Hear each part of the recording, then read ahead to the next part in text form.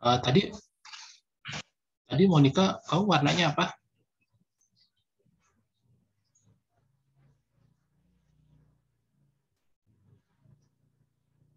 Halo Monica, Monica. Felicia tadi kamu warnanya apa? Oh, ungu kebiruan. Oke, ungu kebiruan itu kalau yang saya tangkap sih kamu cukup religius. Ungu kebiruan. Tapi karena itu gabungan dua warna ya. Jadi dalam itu kamu tuh termasuk takut terhadap hal-hal yang di luar nalar. Jadi hal-hal yang berbau menyeramkan, berbau yang aneh-aneh waktu kamu nggak mau tuh berurusan dengan hal-hal kayak gitu. Apa kamu berani sama hal-hal kayak gitu? Enggak. Enggak ya. Nah jadi kayak gitu. Di satu sisi sebenarnya kamu tuh suka ngerasa bahwa ada sesuatu gitu. Kamu tuh suka merasa gitu. Kalau saya sih mungkin saya bisa salah ya. Kamu tuh suka ngerasa ada sesuatu. Tapi ya di satu sisi gitu, kamu tuh nggak suka terhadap hal-hal yang dalam tanda kutip menyeramkan kayak gitu. Kamu nggak suka. Tadi kamu binatangnya apa? Rakun. Rakun ya. Rakun itu kayak kijang ya.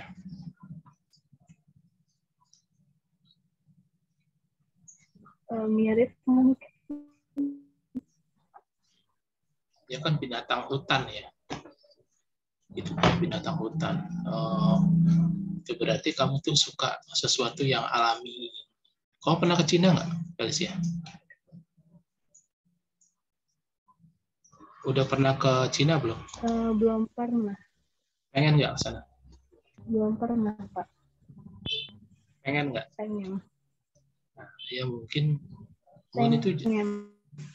kalau kamu menjadikan itu sebagai cita-cita kamu gitu kan, di tempat kita kan maksudnya di CS kan ya, kan di tempat kita kan guru bahasa Mandarinnya kan orang sana, jadi nanti kalau misalnya kamu bisa cari koneksi, kamu tahu caranya, ntar kamu bisa ke sana atau ke Taiwan. Katanya tuh di Taiwan itu kuliah di sana lebih murah katanya daripada di Indonesia, tapi kamu harus bisa bahasa sana. Pokoknya salah satu yang hebat dari CS tuh itu guru Mandarinnya, salah satu yang hebat.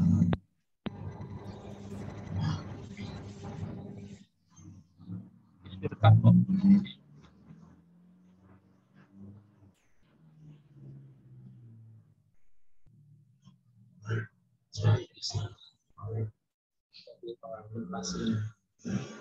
Oh iya. Karakter kartun kamu tadi apa? Felicia? Ya. Karakter kartun. Oh, Pinkie Pie. Apa tuh? Pinkie Pie. Dari My Little Pony. Saya tidak tahu. Nggak kebayang saya. Tapi kira-kira karakter dia tuh ada mirip-miripnya sama kamu pasti. Kenapa kamu pilih itu? Atau something that you dream? Sesuatu yang kamu impikan yang di kamu nggak ada, di dia ada, kamu pengen kayak gitu. Oh iya. Gitu. Jadi sebenarnya sih itu. Lalu tadi saya cek tanda tangan ya, sebentar ya. Tanda tangan kamu itu saya screenshot deh. Saya screen share biar lebih seru.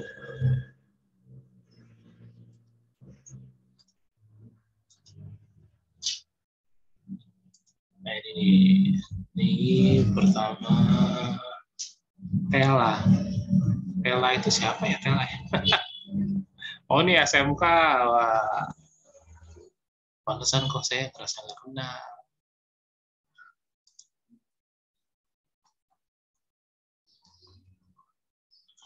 Nah ini Gilbert. Ini Gilbert.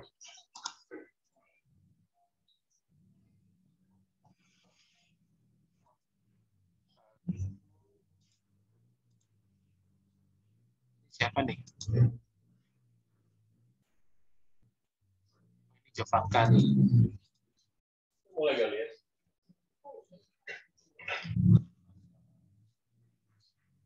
Jovanka. Mulai kali itu. Tanda tangannya lebih sederhana. Oh, bebasnya. Mungkin Jovanka tuh tipe-tipe orang yang tidak mengganggu dan tidak mau diganggu. Tidak mengganggu dan tidak mau diganggu. Mungkin.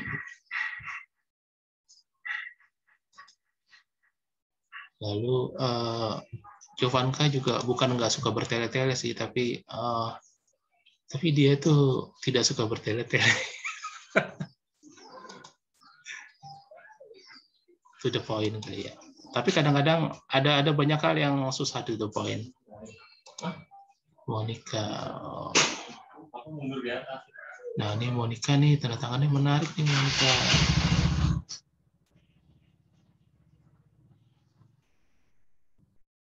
Monica, kamu bisa alat musik nggak sih? Atau kamu ada apa ya seni-seninya gitulah, gambar atau apa gitu?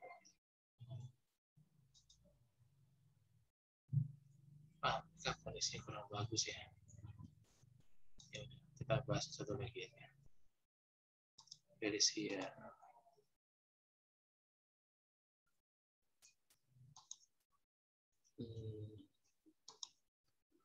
Felicia.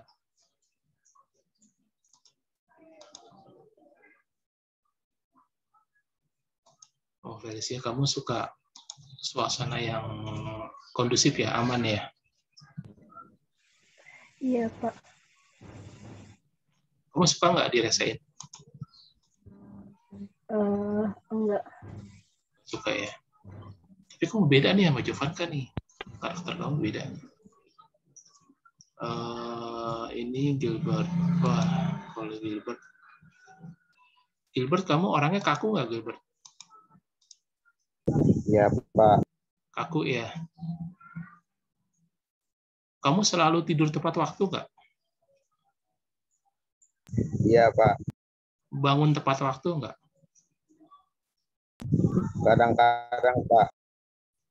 Oh, tapi tidurnya selalu tepat waktu ya, jam segitu ya? Iya. Kamu sulit tidur nggak setiap malam? Iya sih, Pak. Tapi kamu nggak tahu kenapa? Enggak, Pak. Kebanyakan pikiran mungkin. Oh, berarti kamu pinter tuh, sering mikir.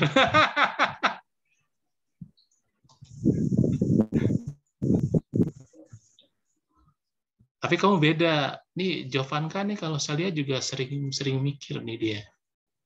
Sering berpikir. Sering berpikir kalau Jovanka saya lihat. Tapi ya saya bisa salah.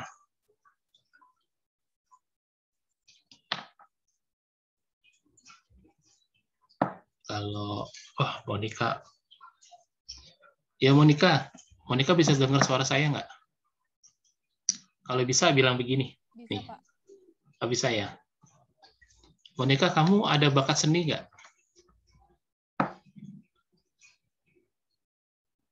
Ada nggak?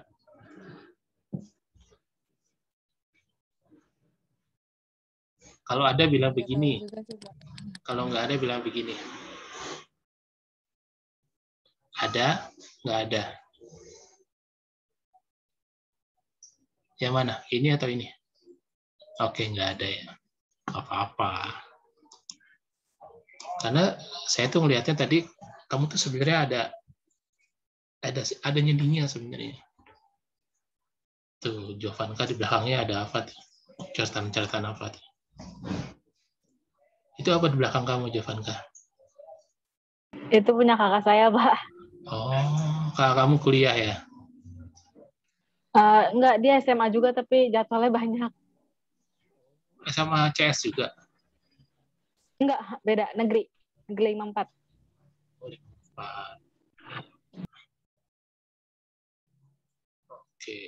Oke. Apakah ada sesuatu yang ingin kamu tanyakan tentang saya, tentang pelajaran kita, tentang penilaian, tentang ulangan, tentang apa aja lah pokoknya? Atau kamu pengen tanya pertanyaan-pertanyaan yang aneh juga boleh. Kita masih punya waktu sekitar 10 menitan. Waktunya cepet banget ini. Silakan kalau mau tanya. Atau kalau kamu sulit untuk koneksi, kamu boleh ketik di sini.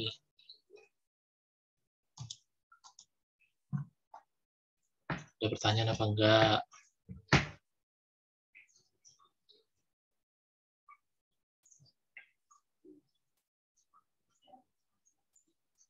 Satu, dua, tiga, empat, lima. Oke. Saya buat semacam pengumuman aja. Jadi di agama Katolik ini saya tidak akan mempersulit kamu. Karena kamu kan ada banyak pelajaran ya. Ada banyak pelajaran dan saya yakin pelajaran itu juga harus kamu perhatikan. Jadi untuk pelajaran saya nilai minimal kamu itu 75. Kamu nggak usah takut.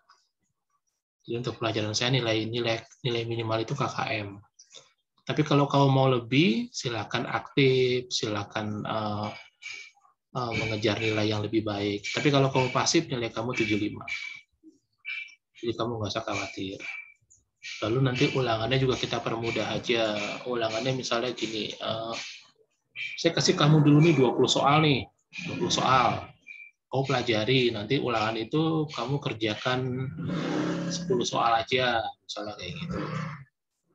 Jadi kayak ujian musik. Kalau kamu kursus musik, ujian itu kamu sudah tahu apa yang diujikan. Kamu tinggal belajar aja. Nah, jadi kayak gitu. Lalu dulu saya tuh seorang yang strict banget kalau soal ujian. Jadi saya tidak ingin kamu contek, tidak ingin kamu bekerja sama dengan orang lain. Tapi kalau sekarang saya enggak. Karena saya tahu bahwa itu tuh tidak akan mempengaruhi masa depan kamu.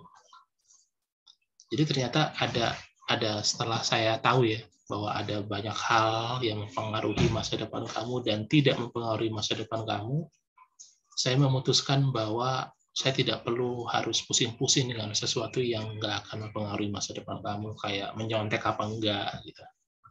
Kayak gitu. Itu terserah kamu lah, itu kan. Ntar kamu tanggung jawab aja sendiri, termasuk kalau ketahuan ya. Termasuk kalau ketahuan. Kalau dulu tuh, kalau saya tuh, kan kita sempat offline kan. Sempat offline tuh, saya sih bilang gitu, saya sih nggak begitu peduli kamu nyontek apa enggak, itu terserah kamu. Karena saya tahu bahwa itu tidak akan mempengaruhi masa depan kamu. Kadang-kadang repot soalnya. Kadang-kadang anak yang kita bilang bandel ya, maksudnya kita para guru bilang bandel, ternyata berhasil di masa depan. Anak-anak yang kita bilang baik gitu ya, ternyata nggak berhasil. Jadi kayak gitu. Jadi akhirnya saya mencoba cari tahu untuk mengintip ini anak ini depannya kayak gimana ya. Oh, kayak gitu. Gitu. Jadi saya sih suka-suka tuh yang kayak gitu-gitu tuh. Sesuatu yang sifatnya yang aneh-aneh gitulah, yang aneh-aneh gitu saya suka. Saya coba cari tahu dan cari jawabannya. Jadi ketika cari tahu dan cari jawabannya itu tuh buat saya tuh menarik. Kayak contoh gini, kamu pernah dengar Archangel nggak? Archangel itu 4 malaikat utama. Michael, Gabriel, Raphael, dan Uriel. Pernah dengar nggak? Nah, kalau kamu pernah dengar itu,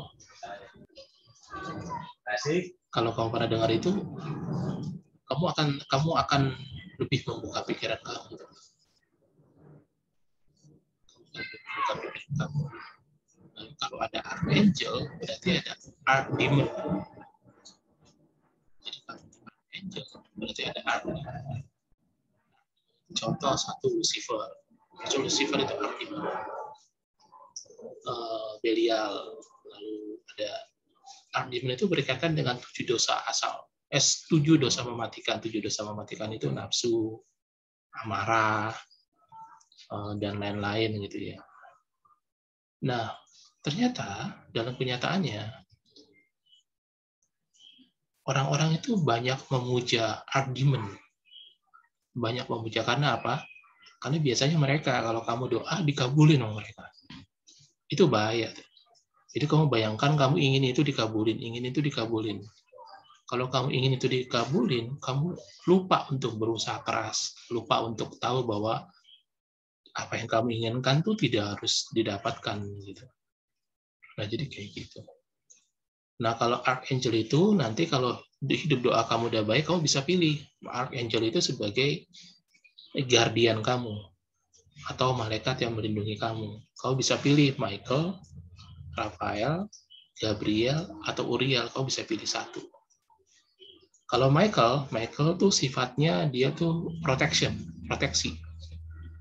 Jadi di Katolik itu ada doa kepada malaikat agung Mikael. Kalau kamu berdoa itu keras sekali. Jadi biasanya kalau kamu mulai berdoa itu, kamu akan merasakan bahwa di rumah kamu tuh ada sesuatu. Makanya kamu merasa doa itu. Tapi kalau kamu doa itu, kamu akan langsung merasakan bahwa suasana di kamar kamu atau di rumah kamu tuh nggak enak banget. Karena memang Michael tuh bisa datang dan menghancurkan sesuatu yang negatif di rumah kamu. Jadi hati-hati kayak gitu. Nanti kalau kamu mau kita bahas lebih dalam tentang archangel dan archdemon ini. Nah, jadi kayak gitu. Lalu ada beberapa kebenaran juga gini. Ini contoh ya, secara sains. Manusia baru akan mati setelah 72 jam disalib. Manusia baru akan mati setelah 72 jam disalib. Jadi, ada yang mengatakan bahwa Yesus itu sebenarnya nggak mati, tapi pingsan. Itu secara sains ya, secara catatan ilmiah. Jadi itu ada cerita lain yang mengatakan bahwa ketika Yesus pingsan, dia ditolong dan diselamatkan. Ada yang mengatakan kayak gitu.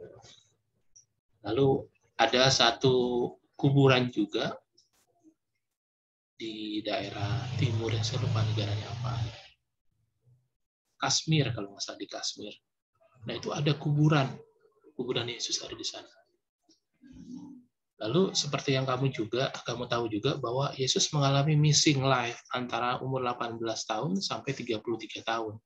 Pertanyaannya adalah, Yesus ngapain selama itu? Nah, kalau kamu tertarik dan menggali itu, kamu akan dapat satu sudut pandang yang lain yang mengasihkan sih sebenarnya. Jadi, menjawab kenapa begini, kenapa begitu.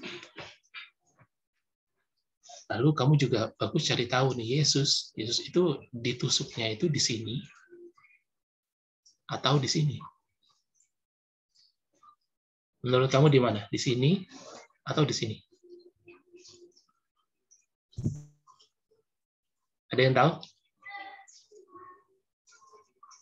Ya. Di mana? Di sini. Di sini ya. Nah, logikanya kalau kamu ditusuk di sini, kamu robek pasti. Pasti robek. Karena menahan berat kan. Jadi ya, disalib itu serba salah karena kalau kamu tegak, tangan kamu nggak sakit, kaki kamu sakit. Tapi kalau kamu ke bawah, tangan kamu sakit, kaki kamu nggak sakit. Jadi Yesus tuh katanya disalibnya di sini. Supaya bisa menahan berat badan dia. Nah, itu kayak gitu. Ya semacam-macam kayak gitulah. Saya tuh suka kayak gitu cari tahu. Bahkan ada orang yang kurang kerjaan gitu ya, dia punya kemampuan gitu. Dia melihat tuh, dia flashback melihat bagaimana Yesus disalib gitu. Terus ketika dia tahu sayangnya orang-orang seperti itu nggak cerita. Karena kalau dia cerita percuma juga ya, nggak ada orang percaya juga gitu. Jadi dia flashback cari tahu, oh Yesus benar disalib apa enggak ya? Lalu setelah dia tahu, dia nggak cerita. Nah, saya suka tuh yang kayak gitu-gitu tuh. Sesuatu yang membuat kita melihat lebih dalam terhadap banyak hal. Mudah-mudahan sih kamu bisa sepengen tahunya kayak gitu sih. Kalau kamu bisa sepengen tahunya itu, pelajaran kita asik banget pasti selama 3 tahun ini. Karena saya akan banyak bahas-bahas sesuatu yang saya tahu. Oke, sampai situ dulu. Kita ketemu minggu depan. Nanti minggu depan saya kasih tahu sistem penilaian dan lain-lain. Apa yang kita pelajari. Oke ya. Ntar ini saya taruh di YouTube juga. Ntar kamu bisa lihat lagi. Oke, thank you ya. Bye bye. Thank you. Pak. Iya.